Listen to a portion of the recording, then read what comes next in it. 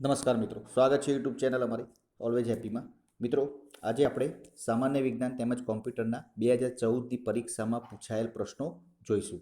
તો મિત્રો, કાલે એક્ઝામ છે, તો ટાઈમના બગડતા આપણે ફટોફટ પ્રશ્નો જોઈ લઈએ.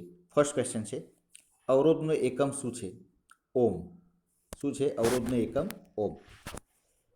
આગળનો ક્વેશ્ચન, ઓઝોન સ્તર કયા વિકિરણોનું શોષણ કરે છે? તો પારજાંબલી વિકિરણોનું શોષણ કરે છે.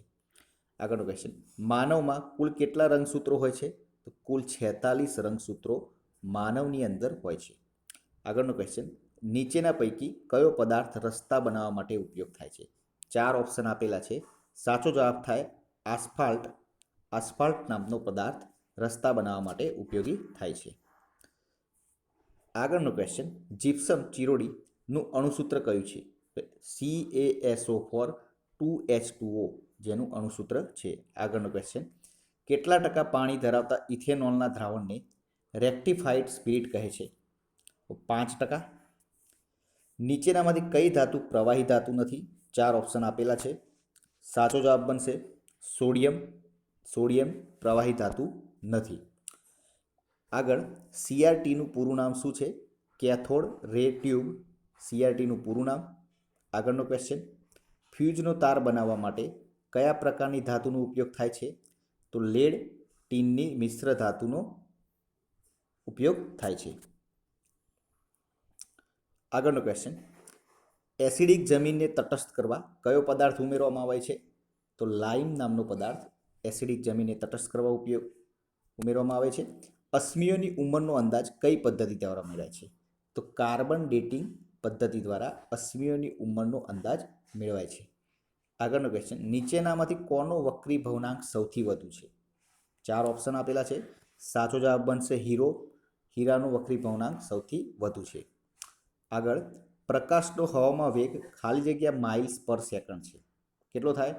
1,86,000 માઇલ્સ પર સેકન્ડ થાય. નેક્સ્ટ, ક્ષેપકોમાંથી કર્ણકમાં રુધિરને પાછું આવતા અટકાવનાર વાલ્વ કયો છે? તો 2 વાલ્વ આવે, દ્વિદલ વાલ્વ અને ત્રિદલ વાલ્વ અને દ્વિદલ વાલ્વ. નેક્સ્ટ ક્વેશ્ચન, HTMLનો ઉપયોગ શેના માટે થાય છે? તો વેબ પેજ બનાવવા માટે HTMLનો ઉપયોગ થાય છે. આગળ ક્વેશ્ચન, વિન્ડોઝ ઓપરેટિંગ સિસ્ટમમાં કયા ઓપ્શનની મદદથી માઉસની ક્લિક બદલી શકાય છે? કંટ્રોલ પેનલ દ્વારા માઉસની ક્લિક બદલી શકાય છે. નેક્સ્ટ, HTMLમાં ફોર્મ બનાવવા માટે કયા ગેટનો ઉપયોગ થાય છે? તો FORM ફોર્મનો જ ઉપયોગ થાય છે. નેક્સ્ટ, કમ્પ્યુટરમાં કોઈ પણ ફાઇલને ડિલીટ કીની મદદથી દૂર કર્યા પછી કઈ જગ્યાએ જોઈ શકાય છે? તો રિસાયકલ બિનની અંદર જોઈ શકાય છે. નેક્સ્ટ ક્વેશ્ચન, કમ્પ્યુટરમાં માઉસને ઈચ્છિત જગ્યા પર લઈ જવાની ક્રિયાને શું કહે છે? તો પોઇન્ટિંગ કહેવામાં આવે છે.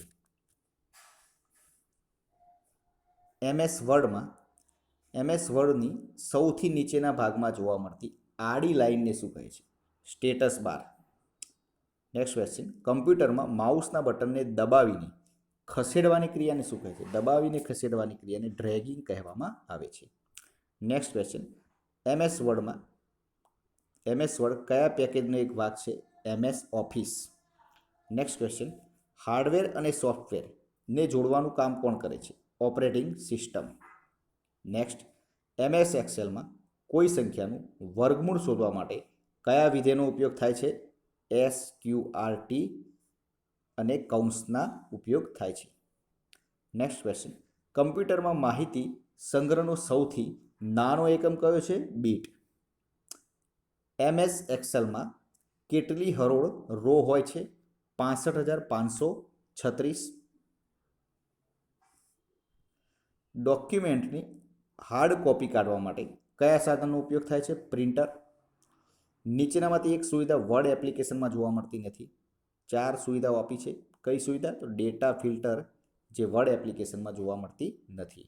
નેક્સ્ટ ક્વેશ્ચન, નીચેનામાંથી એક સુવિધા એક્સેલ એપ્લિકેશનમાં જોવા મળતી નથી. તો આમાં મેલ મર્જ જે સુવિધા છે એક્સેલ એપ્લિકેશનમાં જોવા મળતી નથી. આગળનો ક્વેશ્ચન, બાઇનરી પદ્ધતિમાં કેટલા અંકો હોય છે? તો 2 અંકો હોય છે. નીચેનામાંથી કયો વિકલ્પ વેબ બ્રાઉઝર દર્શાવે છે, 4 ઓપ્શન છે. તો ચારે 4 ઓપ્શન મોઝિલા, ગૂગલ ક્રોમ અને ઇન્ટરનેટ એક્સપ્લોરર તમામ વેબ બ્રાઉઝર દર્શાવે છે. નેક્સ્ટ ક્વેશ્ચન, વિન્ડોઝના ટાઇટલ બારમાં કયું બટન જોવા મળે છે? તો ક્લોઝ બટન જોવા મળે છે. આગળનો ક્વેશ્ચન, આઉટલુક એક્સપ્રેસ કયા પ્રકારનો પ્રોગ્રામ છે? Email client. Next, operating system કયા પ્રકારનું સોફ્ટવેર છે? System software. Next question, email સરનામાના 2 ભાગને કયા ચિહ્ન વડે જુદું પાડવામાં આવે છે? મિત્રો, આ પ્રશ્નનો જવાબ કોમેન્ટ બોક્સમાં આપજો.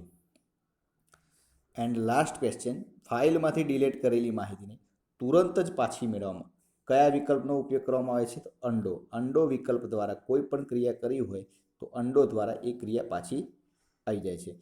તો મિત્રો, કાલને દિવસે એક્ઝામ માટે બેસ્ટ ઓફ લક. દરેક મિત્રોને બેસ્ટ ઓફ લક કાલની પરીક્ષા માટે. તો મિત્રો, કાલે ફરીથી એક નવા વિડીયો સાથે મળીશું. જય હિન્દ, જય ભારત અને દરેકનું પેપર સારું જાય એવી આશા રાખું છું.